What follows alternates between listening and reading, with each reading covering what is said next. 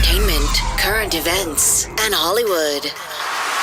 Don't miss Creator to Creators, hosted by the filmmaker Meosha Bean, known for the Shudder hit documentary Horror Noir and the acclaimed film Anatomy of an Anti-Hero, Redemption. This show features interviews with filmmakers and creatives from around the globe. Join the fun with guest celebrities and gain valuable insights. Subscribe now and follow Creator to Creators. Hi, creators to creators. It is your girl Meosha Bean. I'm back with another episode, an exciting guest. Today we have a special one. Lamar Woods, what's happening? How you doing? What's up? I'm so glad to have you on. I'm excited to talk to you and get into all the things that you're doing. I mean, you have an immense resume. Your resume is pretty phenomenal. Filmmaker, writer, Oh, thank you. music, just doing all the things. I love that. Yeah. Oh, yeah. Thank you, Meosha. Yeah, I'm so excited. Yeah, talk to a fellow filmmaker too. Yeah, I love a lot of things. Like I'm so curious. I'm such a curious person. So I feel like I can't help but to be like drawn to different elements of creative expression. So the hard part is just figuring out how to do all the things at once and you know and make Exactly. time. But yeah, definitely. That is the hardest thing. So I personally, for me, I love going back to the beginning. I always say the beginning kind of charts our trajectory. Like, how Hmm. you're a kid and there's things that you like to do and they kind of somehow follow you into your adulthood. And you're just like, Right. wait a minute, these things actually kind of make up who I am. Right. Tell me what your childhood was like and how did you kind of, you know, find your way into doing the things that you're doing from there? Can't wait because I'm out of town. I'm in New York, so I haven't been to my therapist. So I can't wait to talk about my. I'm like, man, I feel like I need to talk about my childhood. I haven't had therapy in a minute. So Hey, no, I grew up in Atlanta, so I'm from North Atlanta, and I grew up really religious. Like I grew up Jehovah's Witness, so I was like, I wouldn't say I was like fully like sheltered, but it was definitely like a very strict religion. No birthdays, no Christmas, none of that. oh wow. And I think my like because of that, I was so not allowed to do a lot of things. I think I was really drawn to hip hop. I think hip hop was like my window in creativity because hip hop was such a like it seemed like such a big, world that I was like, wanted access to. And and I think, early in high school, I tried to play football and sports. But I kept breaking breaking things. I like broke my ankle, broke my wrist. So I had to stop doing that. But I pretty early on, I got into rapping and doing hip hop music in the school, and me and my homie Double A used to rap in his basement after school and stuff like that. And so that was like sort of my first kind of intro into creativity. Then I went to Georgia State and got my degree and studied religion. And I think during that time I was like, and I had a sort of like moved away from my childhood religion and became more open to other philosophies like what they call in religious studies they call it a spiritual shopper where you be out here shopping religious. So I think doing that opened my mind to a lot of worldviews, which also opened my mind to like a lot of different creative ways of expression. So I started playing guitar, I started Okay. listening to other kinds of music, and I started a folk band and did Wow. folk music for a while. And I had a little cool creative collective of people in Atlanta that I grew up with. Some were filmmakers, some were writers, some were like artists, like visual artists, and we kind of all fed off each other. And one of my closest friends, he was filmmaker, and I hadn't really got into film and television in that way yet, but he was very much into it. Our relationship was like I would do music and he would shoot the music videos. Love it. And yeah, and then but he was like, let's go to California. And I was like, cool. So that's You're when like, I'm down. yeah, I ain't got nothing to do. It was funny because Atlanta. Now when I've been in LA for like 13 years now, but How do you every like time I it? tell some, oh, I love LA. It's like sunshine, like it's like everything you need. You got the ocean, you got the city, you got the like nature if you want to go do that. So I feel like I'm getting everything I need, and I don't have in no cold weather, which is like the one thing I don't need. But I love it there. Yeah, and like I love Atlanta too. I always try to go back, but it's ironic now that Atlanta is like doing so much with film now. So Oh I'm yeah. like, but when I was growing up, it wasn't really that spot yet. You know, we Yep. had Tyler Perry, but he was still at that time. I think he was still doing plays and stuff. So Yeah. I was Yeah. like, I'm out of here. I'm gonna go. I was like, I'm gonna go to LA. And then now everybody's like, why did you leave Atlanta? I'm like, it Yeah. wasn't the Everybody's same. It going wasn't back like to that. Atlanta. Yeah. Yeah, exactly. So yeah, I'm actually working on a show. Like I'm writing a show that takes place in Atlanta, and it's very possible I'll just be living in Atlanta like in a few years. So it's funny how that all works out. Yeah. Yeah, I love that. No, I feel the same. I feel like I'm originally from Florida and I left Mhm. Florida because I mean there's no film really there. I mean it's just like Right. Gator Nation. It's very college town unless I would, unless you go to Miami, but Right. that's like Vegas these days. So it's but uh, Yeah. but yeah, and then was like so I feel the same thing. It's like I had to get out to the city like hmm Los Angeles to do that. So yeah, and I'm back and forth too. It's like as well like Atlanta, Los Angeles, just back and forth because there's just like It feels cool like to see that you yeah. don't have to go to one single place to be creative and do cool stuff. So that's a good thing. Exactly. That's the thing. I Yeah. was just talking to somebody about that. Like, do you feel that? And I love that. Like nowadays that you can, because there was this thing. I think after COVID, I realized when I was in, hmm I was in, in lockdown in Los Angeles, and it felt like the end of the world. And I was like, Right. man, like we're not working. What am I gonna do? So I felt Right. like, it there was this thing in my head that I thought, well, you just have to stay in Los Angeles in order to know, like, to work. Yeah. That's not true. You can Yeah, literally not at go all. anywhere and work. Yeah. Um, Yeah, especially now after COVID. Yeah, now I kind of just look at things like where do I want to live as opposed to where do I want to work, you know? And it's like exactly. it feels like that's the conversation. Luckily for me, I want to live in LA, so I feel like I'm good there. But you never know. I think things change and you want to be able to build a life. Like I'm working Yeah. with a comedy writer right now who lives in Indiana in a Nice. nice suburb, just like nice quiet life, but when they get jobs, they go where they have to go. It's like, oh, like, yeah, you don't have to Exactly. you can do whatever you want. Yeah, and they have You only nice got one life. houses and stuff. Like, you know what? I Yeah, think and they I'm can done with afford this it. roommate and yeah, thing in LA. Like, Yeah, I yeah. think I want to get me a house now. Right. We be in LA with like four people in the house and in a two-bedroom, like one person on the couch. I'm like, what are we doing? Oh This ain't man. right. Oh man, yeah. But I really first I want to get into your 19 track Mm. tour. That is absolutely bananas. Like when I read that, I was just like, wow, 19 tracks. Like, Right. first of all, how do you find the time? And like what made you say 19, the number 19? Oh man. Oh, that's a good question. Well, time is a great question because I had no plans on making this album at Really? all, really. The thing that happened was the writer's strike happened, so that gave me a lot of time. So I was, I've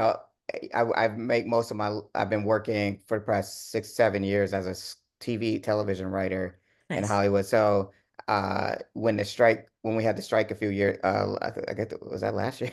I can't remember. I Oh got my God, it years all feels mixed. like yeah, same. It feels like we're in like I don't know. It's I think last year I believe Yeah, I think it was last year. Yeah, and yeah, because I haven't been working.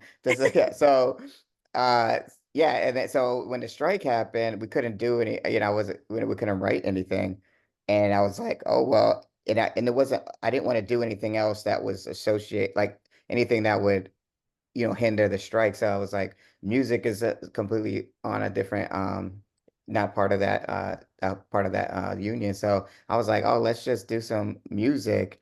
And I had, I got the studio at the house or whatever. And I think I've been this is just my own personal thing. Like I've been struggling, like when I started getting back into music, because Yeah. I was doing music when I was younger, and I was coming up, it was all about albums, like all the classics, like Illmatic, Equimini, or like just like the experience of the whole thing.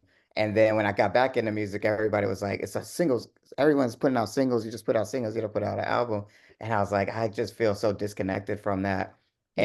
And especially being a filmmaker, I think I just am drawn toward more like pieces of work as Mm-hmm. opposed to like little, like some snippets of something. Mm-hmm. So I think I was like, you know what? I got this time. I'm on strike. Have a lot of time to write and create something. And I like, let's just do an album that I think will encompass who I am as a person right now, as a, adult. And not so much the person I was before, but what I'm Right. going through right now, which is like a person who's dealing with a lot of mental health issues and a lot of anxiety and trying to, as a black man, trying to figure out how to communicate about it in a way that's interesting, but not, still fun and not sad, So I was like, let's just do that. And I know people won't have time to listen to 90s songs, but when they do, what I love about the new era of stuff being on streaming is like Yeah. it's there for you when you're ready. So I don't, if you listen to it 10 years from now, it's gonna be there online for you to whenever you have time. I just want you to, or whoever's listening, sit down, listen to it the whole way through because I did put a lot of energy into like the building of what it is. And I think that's something that I can be really proud of, even if, it's a little daunting, I think. But a lot of why it's so long too is because there's skits in there and there's, a lot of fun things that sort of add to the album. I would say the album itself is not a long listen, but it probably feels a little daunting looking at the 19 tracks, but it's definitely like a nice little fun ride. Yeah. Yeah. So that's kind of how I got into that. Yeah. I love that. And I love that you said skits because I was like that. I feel like that's what I was like, that's actually kind of very, very brilliant. Like you're telling a story and like we're going through like a journey with you and like you said, navigating what, going as a black man and figuring that Hmm. out, as with dealing with mental health and all that. Because I don't think that's actually widely talked about in musically these days. I mean, Right. music nowadays seems like it glorifies other things and not really Yeah. like stuff that people deal with on a daily, and like real life stuff. Like Yeah. it's like It's kind of money like, girls. It's like, okay, it's cool, yeah. but like cool, but I know like it's like, yeah, that's all fun too. And then I got songs on there where I'm talking about taking girls out, but even those songs are still through the prism of someone who's like very anxious.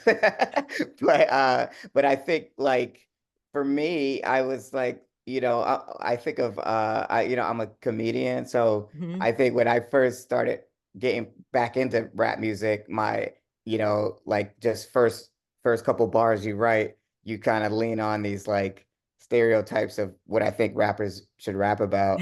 And it's like, I'm like, yo, just came out the club with three, four women on my side. I got to pop into Ferrari. I know I'm so fly or whatever. And my comedy brain is like, no, you didn't. It's Right. like, it's Right. not true at all. Like, and I think my comedy brain won't allow me to wrap up to do hip hop in that way anymore. And I think I have to, if I'm gonna do it, it has to be something that like I would respect or like at least if I heard it, I would feel connected to and feel like I could relate to as a, I'm not like a young guy. I'm like in my, mid 30s or whatever. And I'm like, this is not, I'm not like going to the club every night. What I am doing is, but I'm still flexing. I'm still going to nice Yeah, yeah, restaurants and yeah. getting a steak and then, and drinking champagne and drinking wine and those things. So I'm still Yeah. rapping about that, the lifestyle, but it's still in the context of like, I call it adult contemporary hip hop. And I love that. And I like that you implemented actual comedians in it too, like Tony Hmm. Baker and people like that. And I was Yeah. like, yeah, this, I mean, hilarious. So I love that if you're gonna do comedy, right? It's like it Hmm. makes sense to get some comedians and have those like excerpts in there. And so it's kind of brilliant Right. that you added that to it. Um, so you have you said you're a comedian also. Do you feel like comedy is like one of the best ways, it's like therapy for a lot of comedians going up and sharing stories, even though you're Right. kind of laughing at the pain in a way, but do you feel like Hmm. it's That's a good therapeutic? question. I think, well, mostly do improv live now. So Oh, I do nice. improv like with a group of people. So for me, it's therapeutic for a different reason. than I think maybe stand-up would be. But like it's Mm, therapeutic doing improv because we don't plan anything going out there. So mhm. I'm going out there with it's my team. We're called the Big Team. It's really we kind of travel around and play together. A lot of cool comedians on there like Carl Tart, Ronnie Adrian, Ify Wadaway, and Nice. like people who are very established in their own way, but we come together with no idea what we're gonna do, Hmm. and you really have to let go of whatever whatever control you need in terms of comedy or creative space and sort of Hmm. accept what the idea is on stage. And I find that really like cathartic to just like let go and just be like in the moment. But I would say to answer your question, I find music much more therapeutic, I think, Yeah. than comedy. I think maybe because when I was growing up, I never thought of myself as someone who was going to be a comedian or do that. I guess I just was a funny person, you know. So like, I feel like sometimes I'm like, I'm just being myself and it Yeah. happens to be funny, which so in a way, which sounds counterintuitive, but in a way, doing comedy is a little like more organic for me as a person, which makes it less therapeutic, if that makes sense. Because I'm Okay. like not really digging, not going that deep. I'm sort of like being almost more present, where I think Mm, music puts a lot of pressure on me to like really figure out what I want to say. And I think that and maybe there's something about music that feels so much more personal or intimate, I guess. mm-hmm. Where comedy, I feel like I really just want people to be happy, which is therapeutic Mm, in its own way. But when yeah. you ask the question, I thought my answer would be like, yeah, of course it is. But I think no, I think actually I find music much more therapeutic and comedy much more of a outlet or like fun, like a release, I guess, if that Yeah. makes sense. Yeah, no, absolutely. Do you feel like in the Black community, and like you said, what, this album and this 19 track Hmm. tour is kind of like sharing of like from a Black man's perspective and what all that is and how you show up in the world. Do you feel like it's Hmm. difficult um to, as a Black man, Hmm. create and be taken um seriously and have more like respect as far as like music wise? Is it a Hmm. struggle still, and do you feel like you have to, I don't know, be something like fit boxes in order to be Right. accepted in this Yeah. industry Yes. even now? Yeah, I Wow. think so. I think here's what I think.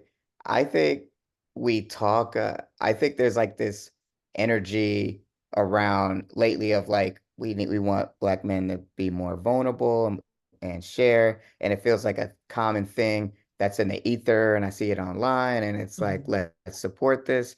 And I think there's somewhat of a disconnect between this sort of conversation around it mhm. and it actually being in practice. And I I feel see. like sometimes I feel like, even like, you're sort of working on your, even as I'm doing song, like the first song on the album is the first line is like, I had my first panic attack at 35. I thought I was going to die, which is like a real thing that happened. But even when it was happening, uh, I didn't feel like I could talk about it with even the Black men that I knew, you know what I Oh mean? wow. And I Wow. feel like it wasn't like they were like, don't talk to me about this. Yeah. It's like you're saying, it's like someone saying you should be healthier. And, Mm, mhm. okay, I'm gonna get there, but I'm gonna still eat fried food and I'll still eat fat. It's like actually getting to the place where we really feel comfortable, really being vulnerable with each other in relationships with other men, in relationship with other women, and still feel like there's no sort of like cultural sort of like wall that's keeping you from that. Now, Mm, I think it's probably a lot easier than it was for sure. Like, mhm. than I'm sure a lot of the musicians and stuff that I listened to growing up, and I do find that my album's been very received really well That's great. because of the discussion. And it's not like I'm the only one doing it. Like Kendrick, I think Oh he did it yeah. on his last album, Big Steppers, incredibly vulnerable. Yeah. And Kid Cudi talks about suicide a lot, and Donald Glover. So I feel like there are a lot of people doing it, but I think even in that world, it's still like it almost is like looked at as too special a little bit. Like it's still like, yeah, Mm. that's really good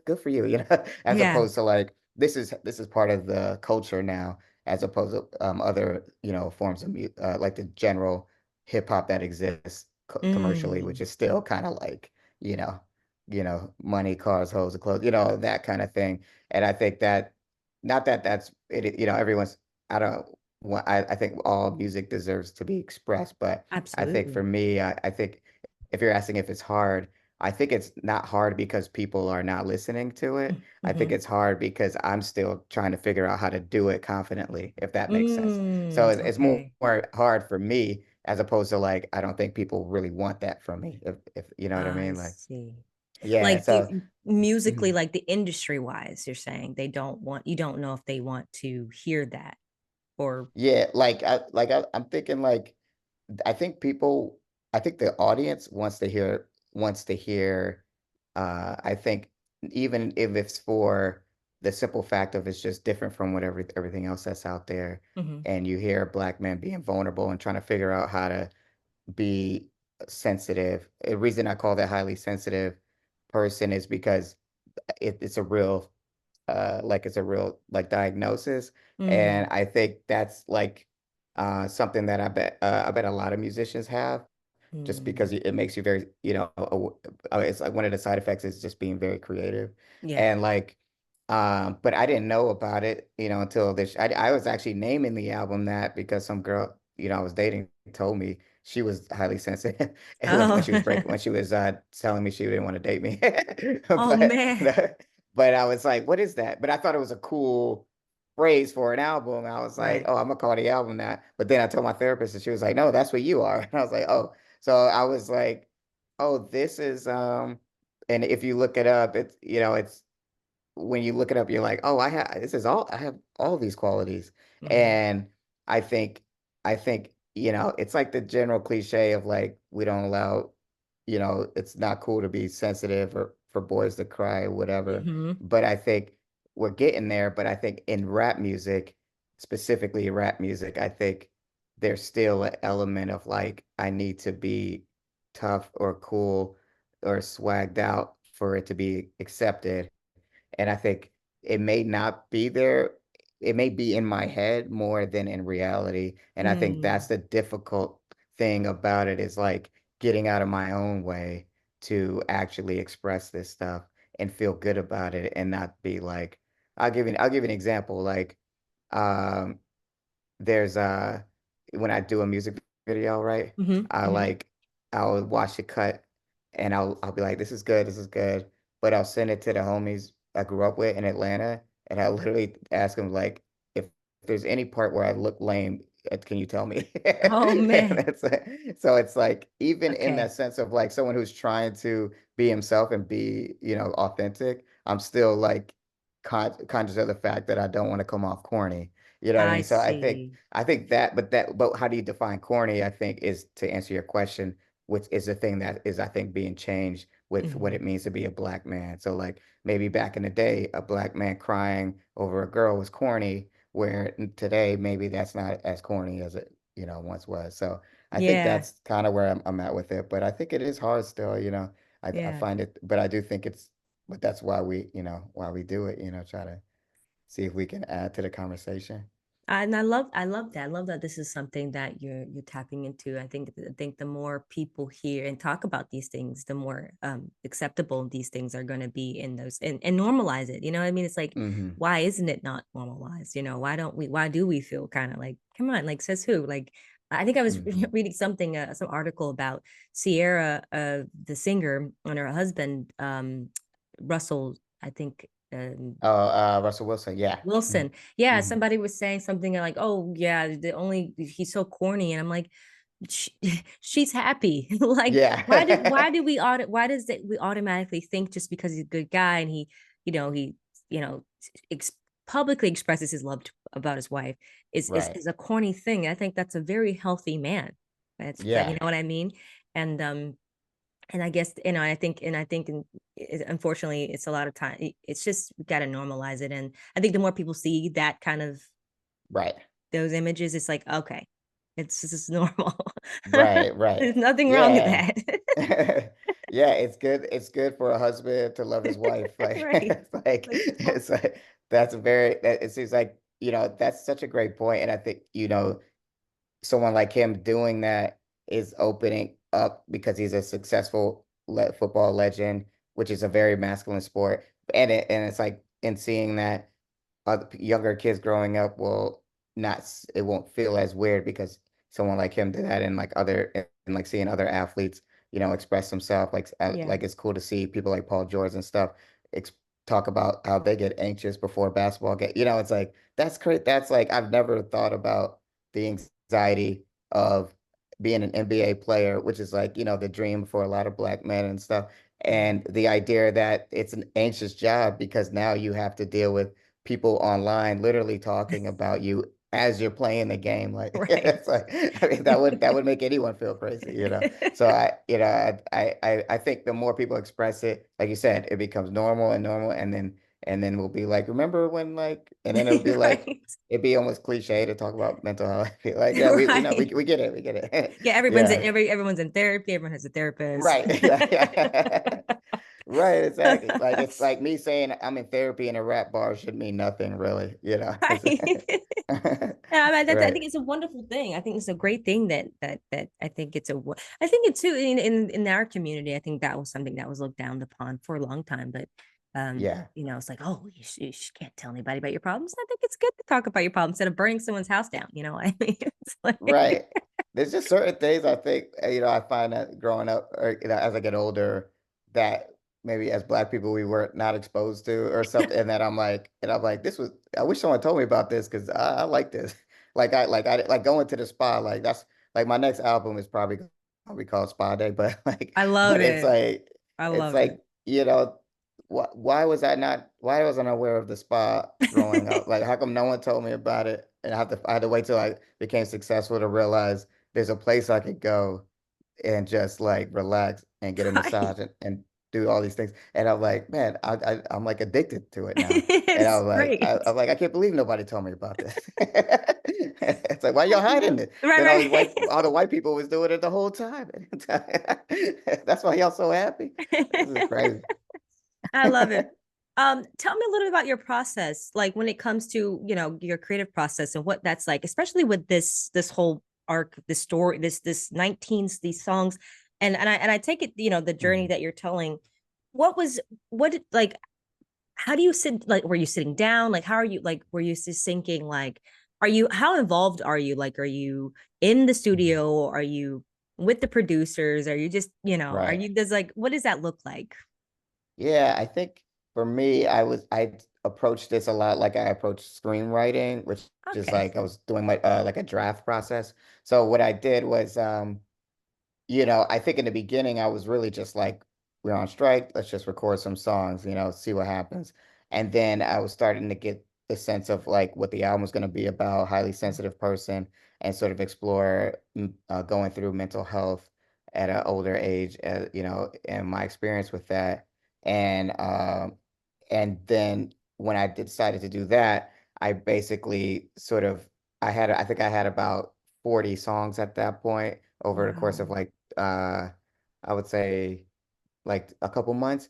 And then it's like, I was like, they're all rough songs that you could, I wouldn't put out in public, but they were like, rough versions of what the songs could be. Wow.